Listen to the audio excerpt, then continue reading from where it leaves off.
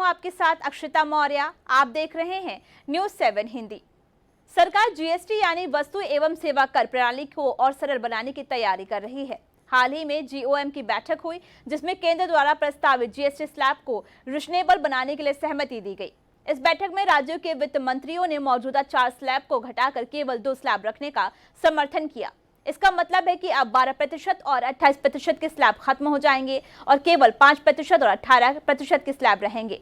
बिहार के उप मुख्यमंत्री सम्राट चौधरी की अध्यक्षता में बनी इस 6 सदस्यीय मंत्री समूह ने ये फैसला किया है कि जीएसटी की दरों को केवल 2 स्लैब में बांटा जाएगा, जिसमें अच्छी और आवश्यक वस्तुओं पर 5% की दर लागू होगी, जबकि अधिकांश मानक वस्तुओं और सेवाओं पर 18% का कर लगाया जाएगा।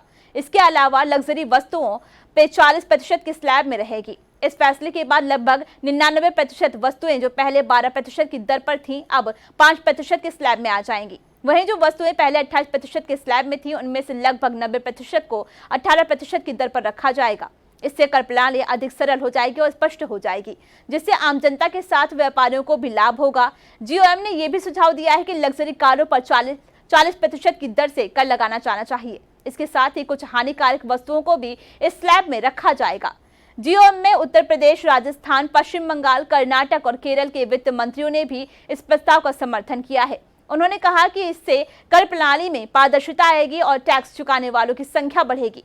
फाइनेंस मिनिस्टर निर्मला सीतारमण ने इस बैठक में कहा कि टैक्स दरों को रिजनेबल बनाकर आम जनता को फायदा मिलेगा। उन्होंने बताया कि इस नई व्यवस्था से कर प्रणाली सरल और पारदर्शी होगी।